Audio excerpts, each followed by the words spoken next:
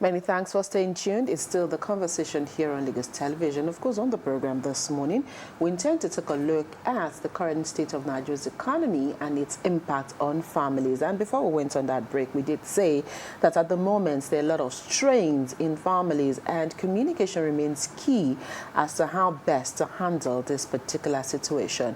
We do have a guest in the house this morning. She's a family life coach and counselor.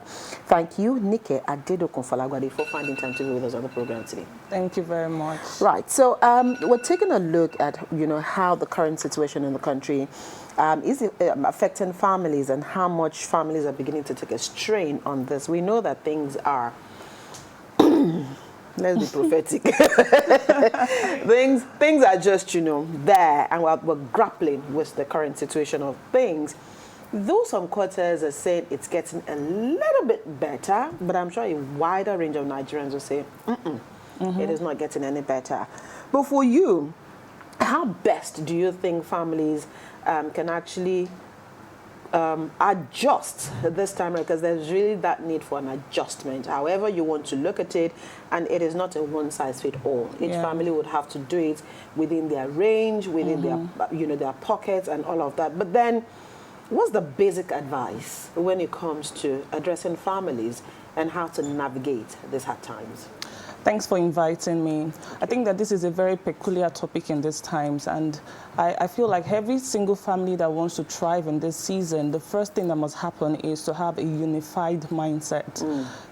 Every family must have a unified financial vision around what's the best way for us to cope in this season. This is not your money is our money, my money is my money time. No, that kind of conversation has to be gone. This is a time where husband and wife are saying, come, we are one party.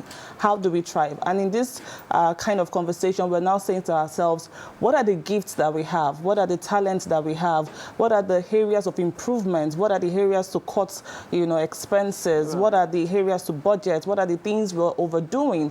And what is one aspect of your life that we feel like we're not, thriving on? Maybe you know how to consult, you know how to speak. This is the time to look into the digital world to say, what else can I add to what we're doing? At the moment, you can be a virtual assistant, maybe when you close by 4 p.m. and you're able to do maybe evening work. This is the time to start thinking of what other skills can we get. And in this very season, I don't want to go, faster than you, but YouTube and so many other platforms have given people the opportunity to find videos and resources that would actually provide for you an alternative to whatever it is that you're doing. But I think that people sometimes have mental laziness around the fact that there are resources out there. So people are just looking at borrowing from their friends and family, becoming a pest to this person, being a burden here and there.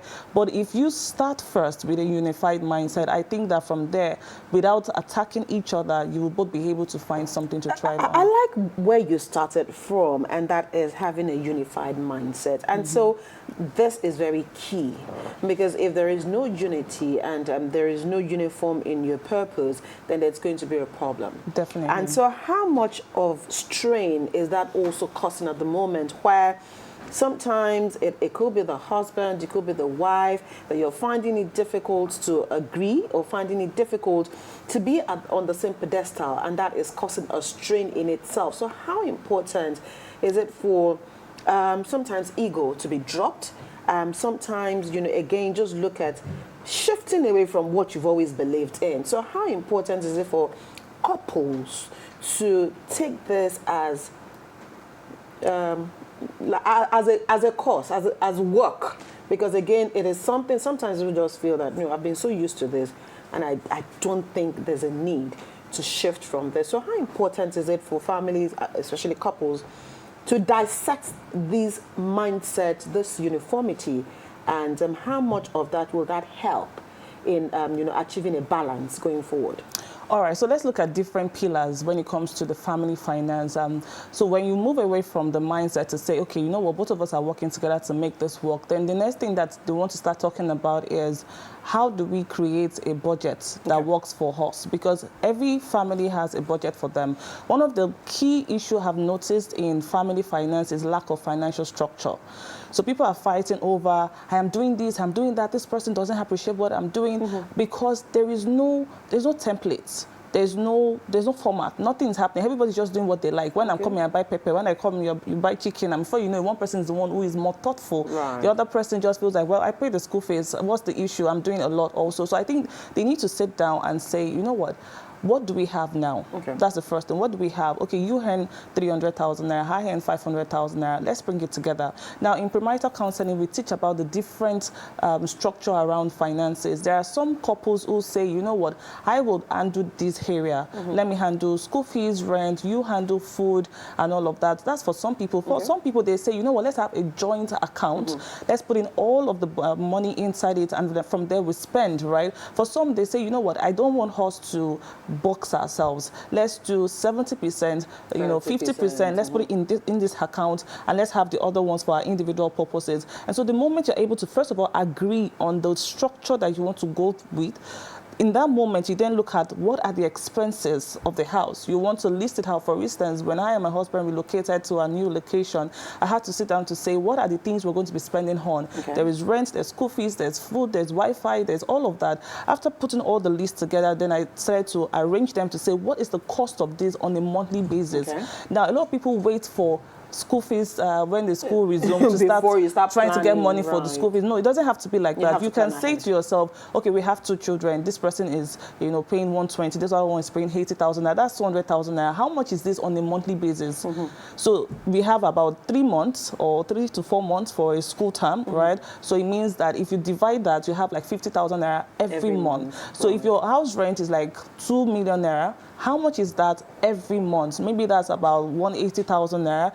You then have to start to arrange it. So that's what I did. You know, I arranged everything to say this is the amount, and then we say, okay, what percentage are we going for? So we have a percentage that we use, and everybody can decide what works for them, right? And so we divided them, and we're able to say that this is what this person is doing, and then there is transparency and there is commitment to these things. I and my husband don't fight over finance, but in some family, this is a hot topic. Do you understand? And that's because one person is shifting the goalpost. One person is not keeping to the agreement. If we have agreed that you're going to spend this amount of money, then stick to it. If anything comes up, maybe you're not able to do it, communication is the key. You don't just leave it and say, well, I wasn't able to do it, so what do you want me to do? Should I kill myself? Should I go and throw myself? You know, those kinds of conversations. No, there should always be conversation like, you know what, babe, can you help me with this? I would, you know, loan you back. And when you take a loan or whatever it is from your spouse, you pay back. You know, people are not, they don't have integrity, you know, and that doesn't happen in our own family, right? Okay, this is how much you're owing me, or let's add this to this other money, let's complete it. I don't think we've ever had arguments over things like that. We only just try to make sure that, okay, it's complete and everything, and we watch out for each other. You know, oh, this how much you're going to spend this month looks a lot. You know, let me help you here. Let's do this. It's a team mindset. It's partnership. It's work. It's not like, oh, if you don't do this one, you're going to be flogged or not. No, help yourself, and then start to tell each other the truth. Like, you know what, I'm so grateful for this thing that you've done. I feel like sometimes we don't show gratitude for what our partners are doing, right, until the day they mess up, you know. And then we also have to be able to say that, I notice you have this skill. You have this gift. Can we develop this? Can you go through this? And sometimes maybe one person is the one having to do it for a while. And when one person is the one doing it, the other person cannot be idle. You have to maybe take up something that you're doing, let there be courses, you know, accountability with yourselves, you know, submitting CVs, trying something else, you know, virtual. All this sitting down and doing just Forex and all of this, I don't want to go into that. You know, that should not be the next phase right now. Everybody can find something to do online. Okay, right. Because again, so issues surrounding transparency is also very key, because you also have people, of course, in marriages and relationships who also still pull back or keep back. And at the end of the day, when one partner hears about it, it's all hell will be let loose. And you're like, oh, so you have this saved somewhere. And you did start, when you started, you said, okay, so this is where we'll begin to say your money is not your money. This is our money. It's our money, yeah. So having that mindset and the fact that sometimes you plan or you know, sometimes things happen that you never planned for. And so what are the steps that we need to take to, again, avert, you know, going into a crisis when the unplanned happens? I think that when that happens, maybe there was a loss of a job, or especially for entrepreneurs who don't have a stable amount of money that comes in. Maybe you had planned that you're going to earn 1 million naira this month, but things happen, and then you have to go back to 500,000. I think that every family should cut their coats according to their size. That'll be according to their clothes now. Exactly. So how much do we need in this house? That conversation must be had. If you're eating 5 pack of whatever, can we make it 3, right? And this is not the time to say, no, this is not what you promised me. You told me we're going to be fine. No, this is not the time for it. Every family will grow to that stage, right? We have different seasons in marriage. And so the fact that for a season we have to thrive on this does not mean that it will continue forever. Right. Just having that positive mindset and being able to also notice that your partner seems to be struggling, but they're not communicating because they don't want to disappoint you. Right. Your other partner has to be able to say, I kind of noticed that you're struggling here. Is there anything wrong? Okay, can I help you with this? And but you see, one of the things that happens is that people take these things for granted. They become parasitic and entitled. Or the fact that your spouse have, been able to help you like twice, and then you feel like, let me just keep doing that, and then you're keeping some money aside. That's not the right way to go. As long as there's no transparency, a lot of issues will go wrong. And let's even talk a bit about black tax. I feel like a lot of times people sometimes keep back for some reasons, like impulsive spending, especially for personality types like sanguine, who like to just spend this shoe looks so nice, let me buy this.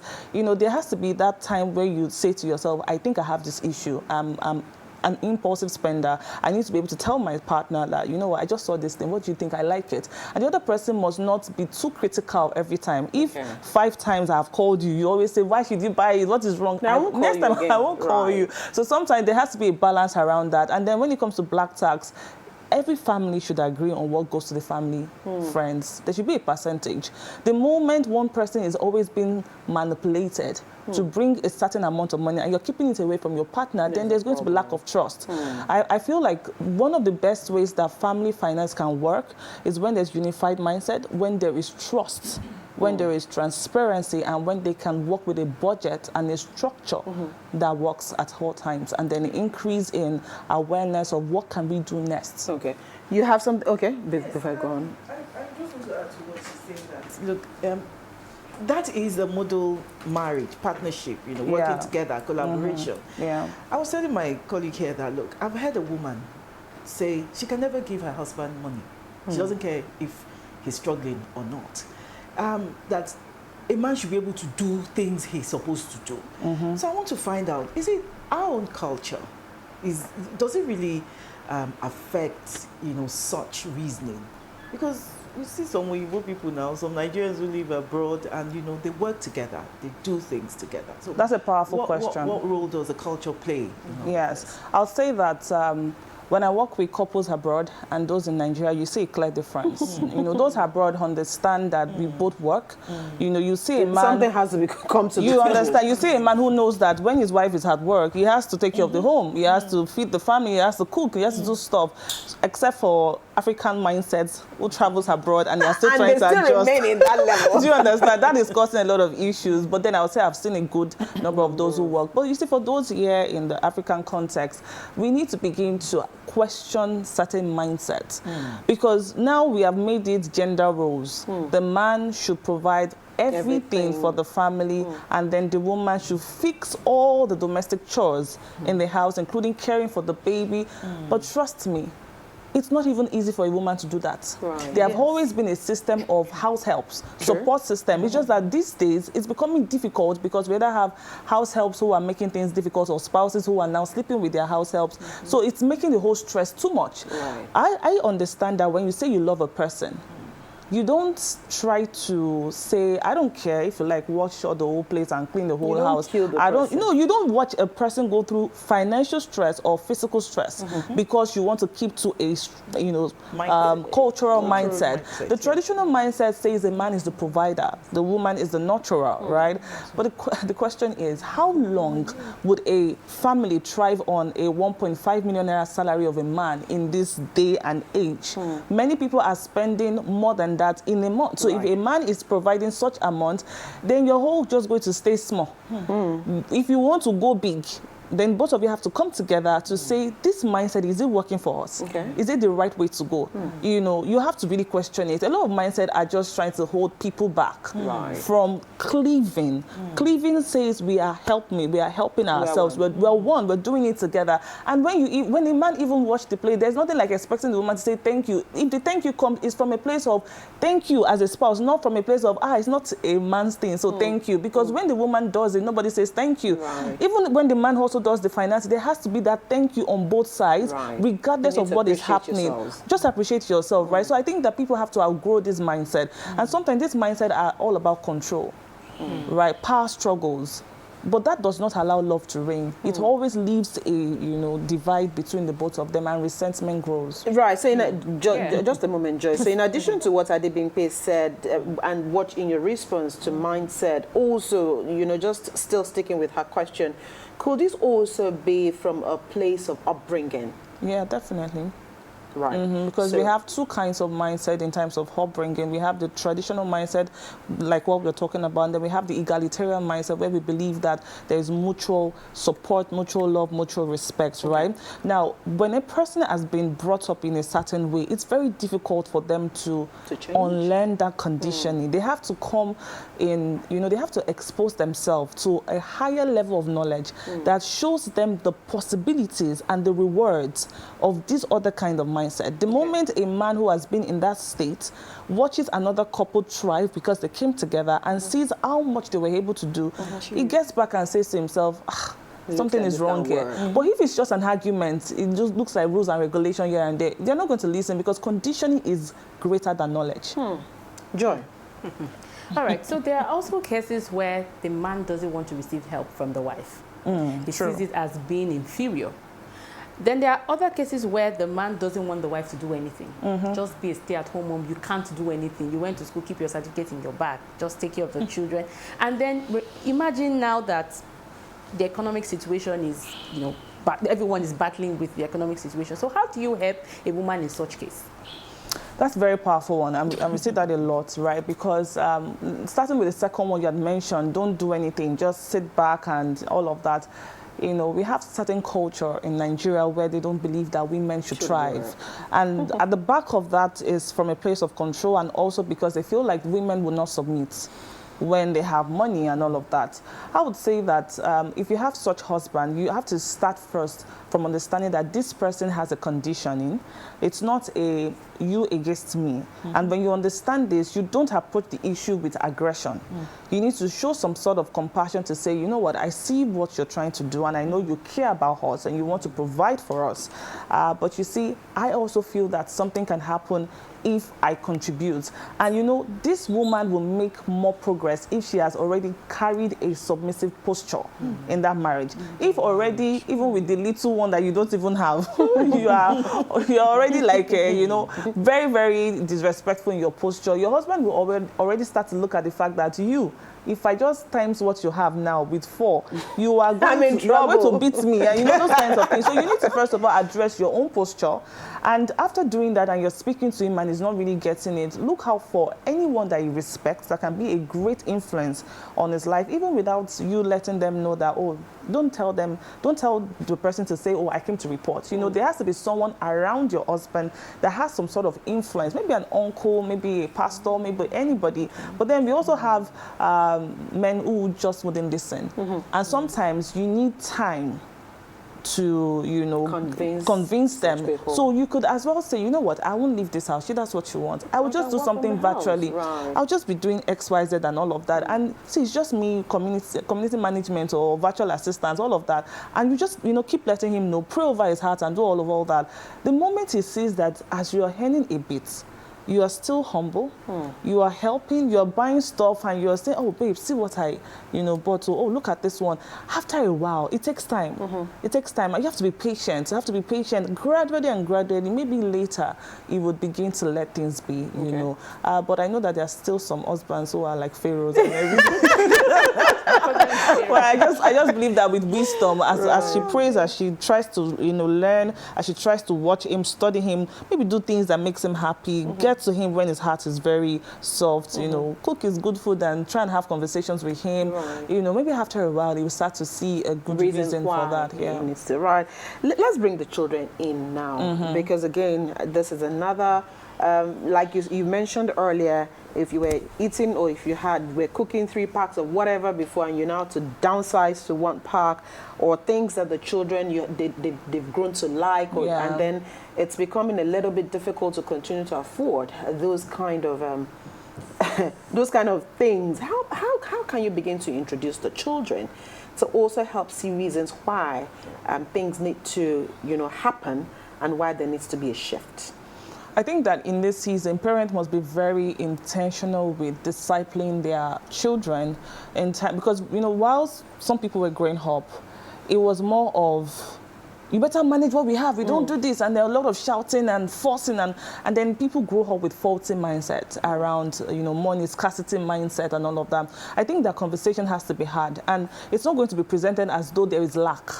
Okay. It's going to be presented as a form of management, and so that conversation, no matter how, especially if your child is from like 4, 5, 6, they understand things. So for instance, when my child follows me to the supermarket, every single time he wants a new toy.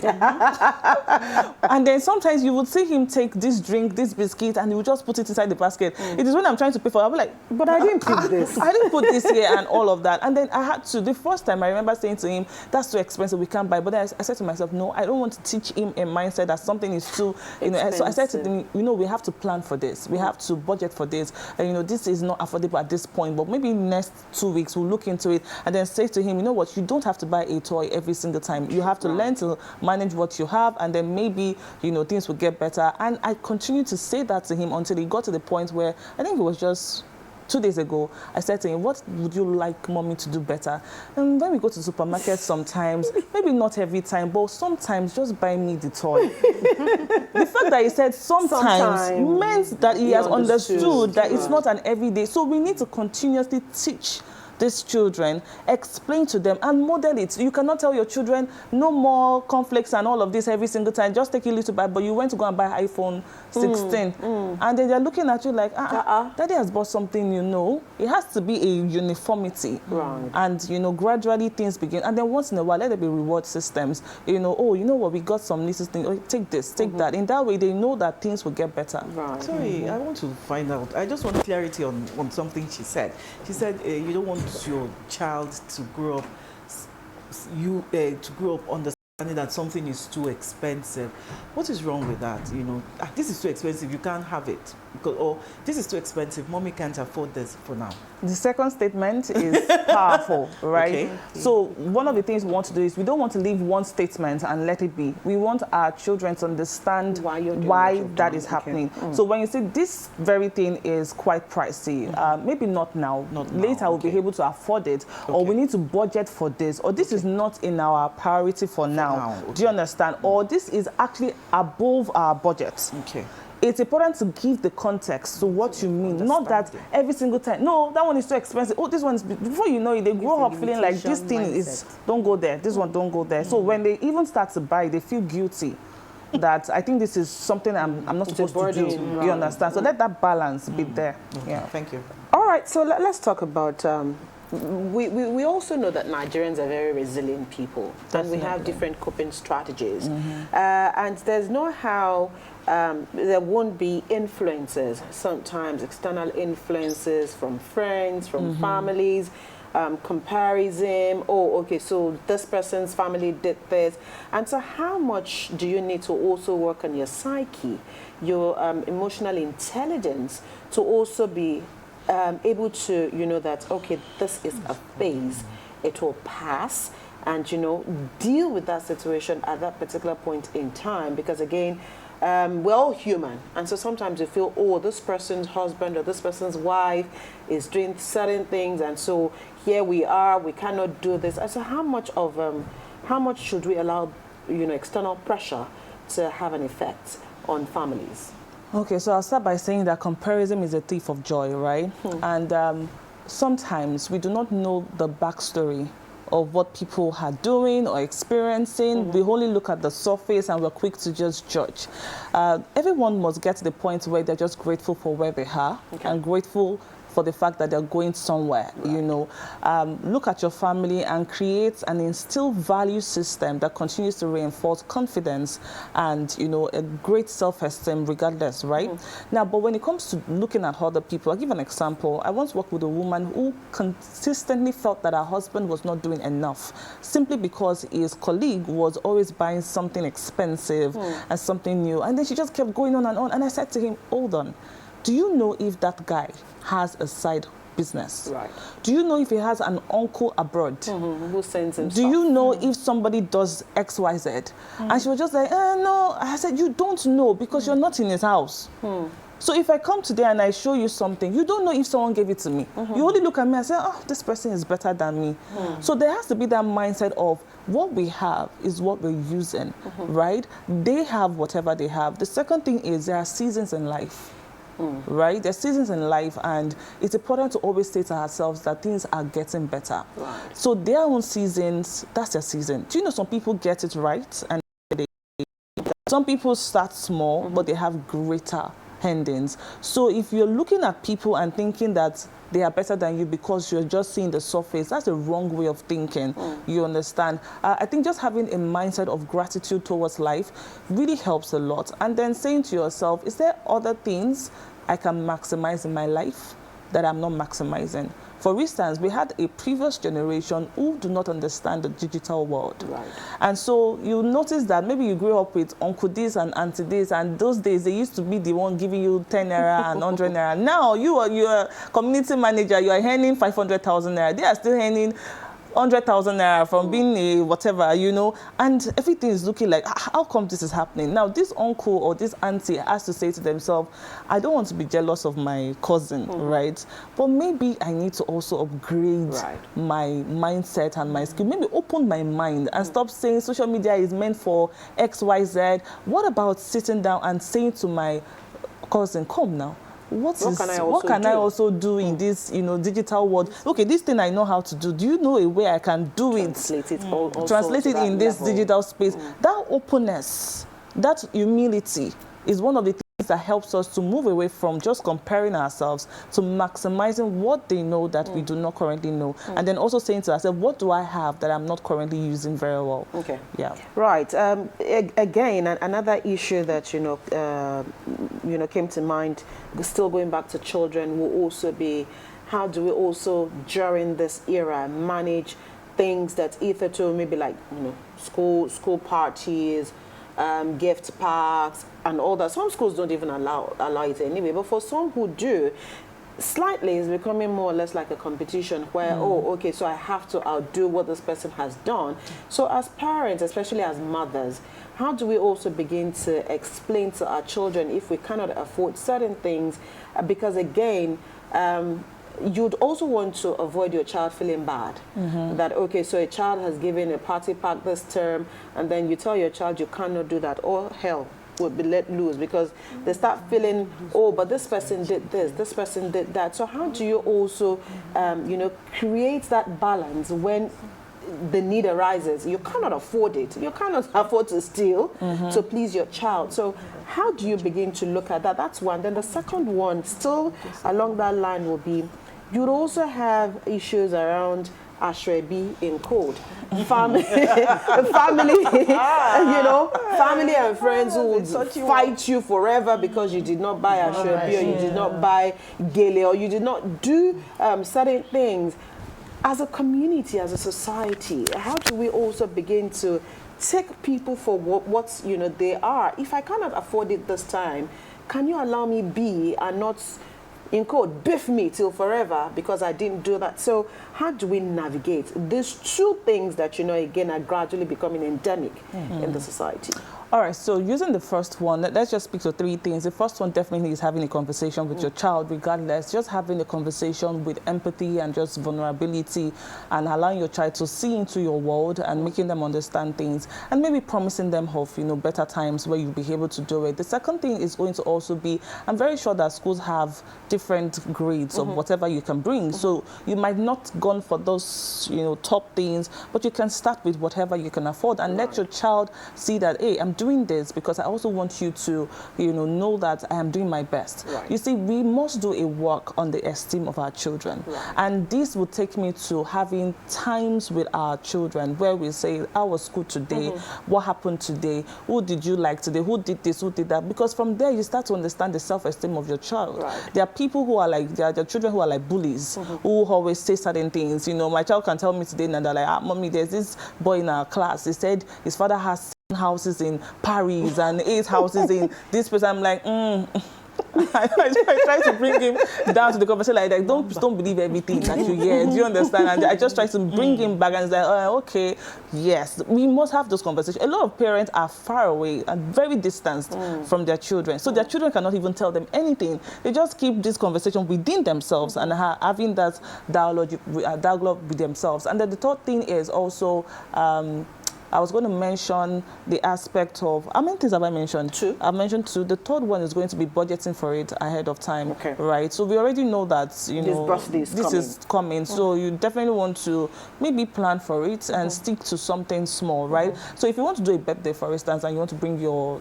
children's and all of that, you can stick to just inviting about 7 or 10. You don't have to do like, carnival and all of that. Just make it memorable and all of that. Now, when it comes to this whole Aso-Ebi issue, I think that sometimes we must get used to, for the person who has to buy, you have to sometimes get used to people's rejection of you.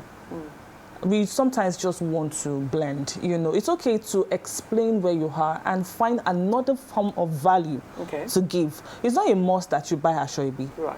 You can as well maybe be a support system in another area. Auntie me this, how I may not be able to get this stuff, but I'm willing to help in any other area that you need me to do. Is there something you need me to help you to do? The fact that you did those things, who knows, they can even say, oh yeah, take this small Aso-Oke and use it for yourself, if that's what you can do. Now, even if it is Aso-Oke, you can buy. Buy it. And then we also need to know that there are different levels of relationships. We have acquaintances, close friends, families. You cannot be expecting yourself to be so tied to an acquaintance who suddenly remembers you when there's an event. They've never reached out to you in 2 years' time. Do you understand? And so for such persons, you just have to do an explanation and be present. Wear the color of the dress or whatever it is. For those who are close friends and you don't have, maybe get an Aso-Oke, and do other things to, for the ones that are family, they can see through. And so you find where you can maybe help them with managing the whatever, things, So I think it's just having the conversation and knowing that people will always talk. Right. People will always talk, but after a while they'll move on. Oh, this person does not. Some people don't even buy Aso-Ebi. That's the funny thing. Some people don't buy it at all. Right. Some have a principle. They have that principle, and so they can always maybe send whatever they have as a support, or just offer advice and support when necessary. Yeah. Okay, ladies, any question to? I was just telling her that does she know that you don't pay for DSTV now? And for those celebrating, I think they need to start to understand that not everybody can afford these things, and when someone cannot, just take it with best interest in mind. Right. Okay, so let's also look at the role of our religious organizations, religious fathers, mentors, all of the situation. I know you did mention earlier that sometimes you can reach out to your husbands, somebody he listens to. It can also be the other way around, somebody who your wife respects so much or who can also speak to her. So how much should our religious organizations also use the pulpit to preach, some of those messages? Because when you hear them over and over again, they could stick. So how important is it for these conversations to be had publicly? Yeah, so beyond the religious space, I should say that we have 7 core spheres of influence. Okay. And every sphere of influence must embrace. Yeah, we have the media, for instance. We have the education. We have religion, right? We have business and economy. We have art and entertainment. We have the family space, and we have how many have I mentioned? I think that's 5 or 6. Yeah. I know there are about 7 or something. And for each of this sphere of influence, they must embrace changing the narrative, changing the stereotypes, you know. So it means on the media space, the kinds of movies that we now display, we must begin to show this new kind of mindset because people are watching movies. Here in the media space, we're doing that already, right? The religious space is a very powerful space because they have the attention of thousands of people at the same time. And they must begin to flog these conversations and speak about it in a very balanced way. And we already see that some churches are beginning to bring, you know, experts in finance and businesses to come and speak about how to earn money, how to do this, you know. But even beyond that, sometimes the very regular Sunday service is the time to get a lot of people. So it's okay to bring examples here and there. And even the pastor must model exactly what they're trying to preach. You know, you cannot tell this thing and then they're hearing that you are doing X, Y, Z, you know, and then maybe create a system where money can also be, you know, utilized, you know, all of this skills acquisition, you know, churches can do, I know they're already doing that, you know, but maybe just reinforcing it and having those conversations like, oh, what men and women should do together, having this unified mindset, you know, how, and then providing counseling measures. And I think that families must embrace going for counseling when they notice that they are beginning to have loggerheads around conversations like this. Right. So it's easier to have this conversation with younger couples or couples who are the millennial and all of that. And then there are older couples who just have this mindset fixed of, you know, mindset. very fixed mindset, like, oh no, this is, there can't be role reversals. I can't do this, I can't do that. Is it still possible to have a change with such couple? Yeah, I believe that they also have their groups, you know, every sphere of the society, demographics, they have their, you know, maybe for instance, we have Rotary clubs, you know, where we have the older people and all of that. We also have some TV stations and, you know, radio stations that are targeted at those kinds of people. So they can bring elderly people, you know, who are experts and all of that to come address these things. I've gone to speak to a men's fellowship. They have business and all sort of conversations. And there are elderly people there, there are people who own businesses and all of that, and they were humble to listen. You know, they asked questions, and that is just my own input in that very small cycle. So we must use every medium to bring these kinds of experts to talk about these things until it begins to make sense. Oh, okay. Before we allow you to go, again, let's quickly just hammer this particular point of you know, working together as a team, working together with the same mindset. Peradventure, and you've also preached patience as also very important here. And the patience can actually be on both sides. It can be the wife, it can be the husband.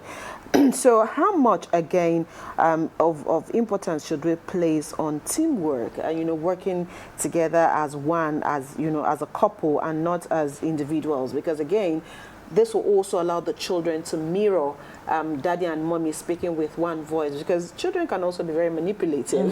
They can go to mommy and mommy says no, and then they go to daddy and they say, but mommy said you have. So how do we also ensure that, you know, as a family, you know, we speak with one voice, and the children can actually, once mommy says no, daddy too she'll say no, and not have you know, a run-to person who would always be the one that will say, you know what, don't worry, I'll try and see what I can do. All right, so I think that every family should have check-in moments, even if it's once in a month, where they sit down to say, how are things going? What are the things we need to do? What's happening? For instance, a couple was talking about how the man kept saying, oh, I want to eat this kind of meat. I want to eat this kind of fish. Why are you just buying these little ones? And they've never had conversations around, is the money enough? To buy this kind of, you know, and that was after counseling, before they're like, oh, I think we need to review our budget and all of that. These conversations must be had, right? And then it's important that the man, is being the leader, should be able to explain to his wife the concept of uniting and presenting this unity force. You know, if they come and meet you now, I hope you know that this is what you should say. You just tell them to come and meet me. These conversations must be had. You know, the man must continue to lead in every capacity to provide knowledge where there is a gap. Sometimes maybe the wife is not aware, or maybe she grew up in a family setting where there's division. You cannot just begin to shout at her to say, aren't you supposed to know that? No, let this conversation be had and all of that. The second thing also is, I'm also trying not to create a system where we are enabling a partner's laziness. You know, while we're trying to work as a team, we also have a lot of spouses who are just, what's the word? Lazy. Just complacent. They just take advantage of things. That's just how they grew up. That's just how they understand life. And you find, for instance, you find a wife who has been catering for the home for the past 10 years. She does every single thing. She even buys data for him. That's how bad it goes. And then he's not appreciating. He's not appreciating. To him, it's like, and people will be like, what's there? Are we not both? Are we not one? It is not about are we not one. It's about what are you doing while that is happening. I would say to the man to make sure that he is going out there to be responsible and deal with that mindset. I would also say to the woman, don't become overly like you're always fixing everything. It has to work.